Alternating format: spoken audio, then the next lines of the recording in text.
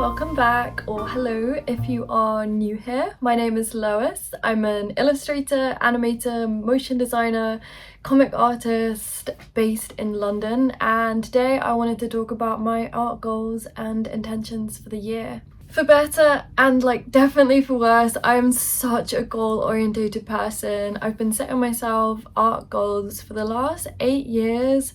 And I get quite a lot out of that. It gives me direction, it gives me accountability, and it's something I do every year, and I thought we could do it together this year. So while the outcome of these goals is obviously primarily the reason why we set them, I'm not super hung up on that. For me, it's more about the progress. And I guess what I mean by that is if I set myself a goal to do something and I get 75% of the way there, that's a huge win for me. 75% progress is amazing and so much better than 0% progress. So I'm mostly using my goals as, I guess, guiding points for where I want to be heading. And if I am heading there by the end of the year, even if I didn't make it all the way there, I'm still super proud. So that's how I try and see goal setting, especially with something like creativity, which is so fluid and ever-changing and, at the whim of inspiration and also just the sad reality that it's really hard to make art, especially if you have a full-time job, you have caring commitments, you have family, you want to sleep. So yeah, it's more about making those little steps as opposed to maybe ticking off all the goals at the end of the year. As I mentioned, I'm also a motion designer. That is actually my full-time job. I work in London as a motion designer, and so I don't have loads and loads of spare time to work on my goals. So I try and keep that in mind when I set my goals, and yeah, just try and squeeze in as much free time as I can on them. I think it's also really important to check in with your goals a couple of times throughout the year. I like to go to a cafe and make it really cozy and nice when I do this. And this is really just a chance for me to see if any of my goals need adjusting. Maybe some are doing really well, maybe some aren't doing so well, maybe some I'm just happy to let go. I think it's really important to remain flexible over your goals so you don't just narrow-mindedly end up spending time and energies on something that actually isn't something you really want to do anymore, or maybe something that isn't really serving you in the same way. No one knows what's going to happen this year or what you have around the corner, both good and bad. So I think it's really important to maintain a bit of flexibility and openness to the fact that you might need to change your goals throughout the year, and that is completely fine. The whole point of these is to get you closer to where you want to be, and if your goals aren't aligned with where you no longer want to be, or they're no longer going to be enjoyable, or they're going to cause more stress for you to pursue, then I think that kind of defeats the whole point. So I do think it's really important to check in every now and then and make adjustments if you need to. Okay, so first up is my comic, Small Horse and Dog. If you've been following me on Instagram, maybe on TikTok, you will definitely know about this comic. I've been writing and drawing it for 5 years now, with a few gaps in there, but kind of about 5 years. And it's my most beloved project ever. It's a little series of standalone comics about a big anxious dog and a really tiny horse and all their conversations. Last year I set myself the goal to create 52 Small Horse and Dog comics, which I now realise was honestly way too ambitious for me. However, I'm glad I did set that goal because I did manage to make 40 comics, which I am still immensely proud of. So this year I've set myself the slightly more reasonable goal of creating 25 Small Horse and Dog comics. These comics take a really long time to write and sketch and draw and colour. I would say on average it takes me between 8 and 12 hours per comic. Yeah, there's probably a more time efficient way of me making these comics, but the fact is I just love working on them. I love the style I've reached with them, and I don't really want to have to reduce that right now, so I'm okay with the comic series growing more slowly than it would if I could produce them a lot quicker. That's okay with me. So my goal for this year is to make 25 new ones. The idea is I'll post a new one every other week, and on the in-between weeks I have a really great backlog of old comics now I'm going to repost in between. So goal number 2 is I want to make more steps towards printing and publishing Small Horse and Dog.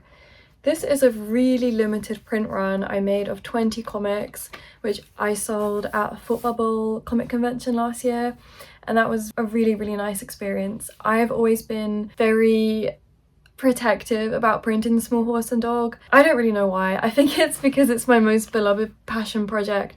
I've just made it into like a bit of a thing in my head, and I've always been a bit like wary about printing it for some reason. Last year I've got to the point where I felt super excited about the comic and how it was developing. I was really happy with the style and the voice, and yeah, I think I want to try and print it this year. It's probably the question I get asked the most is, are you ever going to print a collection of Small Horse and Dog comics? And yes, I'm really excited now to say I think I am, but we'll see. Watch this space.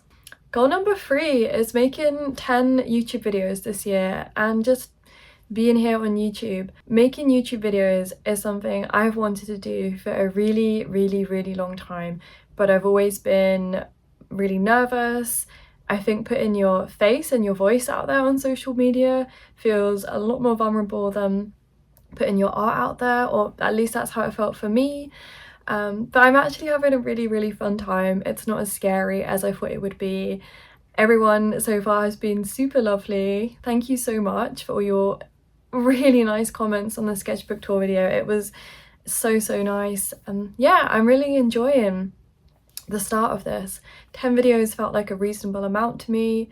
I have a feeling I'm going to create more than that because of how much I'm enjoying it so far, but we'll see.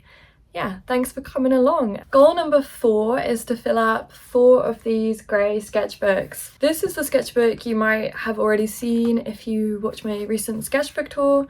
Well, this is actually a new one. It's the same book is what I mean. I know 4 sketchbooks sounds really ambitious, but these are really very slim books.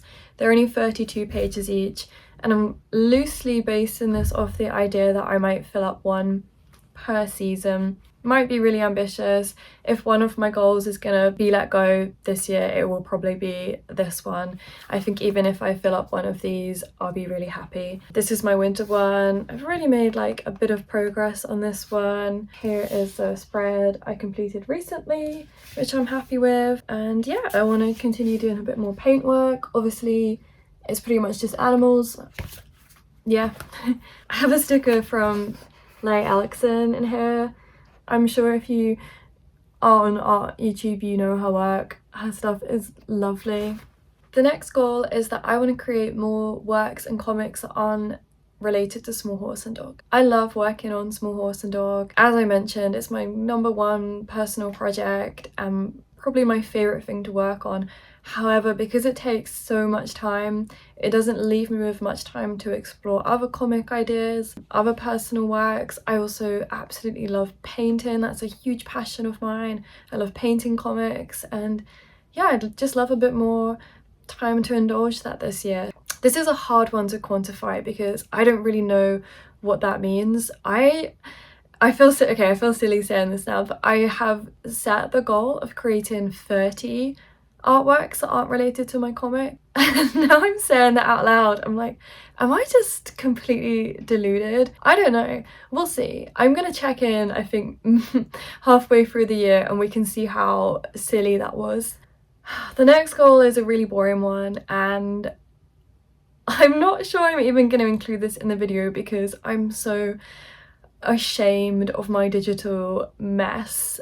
Okay, this is my desktop, and this is my downloads folder, and this is how many photos I have not backed up, and this is my iPad, which currently stores all of Small Horse and Dog, which is also not backed up. Oh my goodness. I feel really anxious just saying that.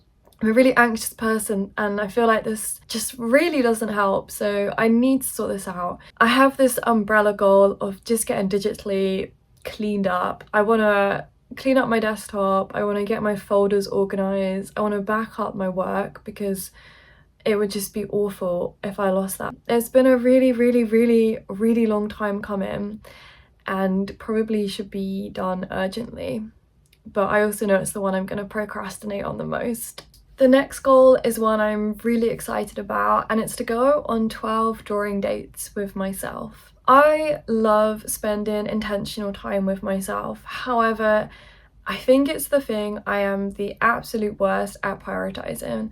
I am very good at filling up my calendar with so many things and burning out and getting tired and getting to the point where I want my plans to get cancelled, which is not really where anyone wants to be and not very nice for the people I'm making those plans with. So this year I'm taking some steps to ensure I actually take some time to recharge by myself. The idea is once a month go into, maybe it's a cafe, maybe a museum, maybe when it's warmer it's just a park, and spending some really intentional quiet time by myself drawing. I took myself on a drawing date at the end of last year and I had such a nice time. I was in Brighton, which is my hometown, for the holidays, and I took myself to the Booth Museum. Brighton has a small museum of natural history and I really love it. It's opposite where I used to go to school, so I used to spend a lot of time there learning how to draw animals specifically. I'm sure that's where my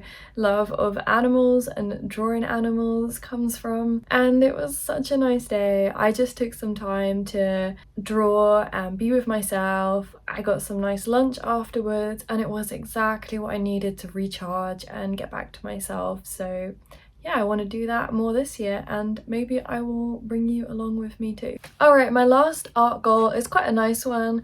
I just want to reach out more to the artists and illustrators and comic writers who have really inspired me and tell them how much I love their work. We live in a world now where it's possible to pretty much reach anyone like really quickly through social media. I would say particularly in the art world where most people are sharing their work on Instagram or YouTube or TikTok or like wherever, it's super quick to be able to send someone a message to tell them you like their work. I don't do that enough anyway and I want to do that more. But what I actually mean by this goal is that I want to take the artists who really inspire me and actually send them an email or a note to let them know how much I love their work. I feel like everything's so fast online. I really want to try and like slow down and intentionally talk to people more online. And yeah, I think email is a great way to do that. I think this is a really nice goal to have. I think it inspires community and connection, and it's just really nice to tell people that their work is what it means to you. So yeah, I don't think I do it enough and it's a habit I would love to get into. It's really hard being an artist in 2025. I think social media is a nightmare to navigate these days. I feel like AI is coming after everyone's jobs. Cost of living everywhere just seems really high, at least it is here. And it's tough out there, so I really want to take some time out and let people know that they're smashing it. I'd actually challenge you to do the same if you want. I think it's one of those things, it doesn't take much time, but it can have a really big impact and like mean the world to someone else. So yeah, reach out to your favourite artists, authors, filmmakers, photographers, whatever, and just tell them. I think it's a really important thing to do. I don't think we do it enough. So I have a few bonus goals that aren't art related. I'll share them here. They might interest you, they might not. Mostly I want to like hold myself accountable, so we'll see. First bonus goal is I want to take my German A1 and A2 exam. I have been learning German on and off for quite a long time. I used to live in Germany and even when I was out there, I didn't get my German to the level I wanted it to be. Since moving back to London, obviously I get absolutely no opportunities to practice with my German here. So very recently I re-enrolled in a German school and I've been taking German lessons and I've really been enjoying it. My only other non-art related goal this year is to read 24 books. Reading 24 books per year has been my goal for the last 5 years, and I'm pleased to say I have always achieved that goal. I absolutely love reading. I read so much. I read every day. I read a good mix of fiction, non-fiction, and graphic novels, and yeah, this is a goal that almost doesn't really feel like a goal because reading is just part of my daily routine, but nevertheless I keep it on there to keep me reading, and maybe this year I'll share with you what I've read. Alright, I think that's all for now. If you have goals, whether they're art goals or... I'm so distracted by my cat. If you have art goals or unrelated goals, oh my goodness. If you have art goals or other goals, I would absolutely love to hear about them. Please post them below.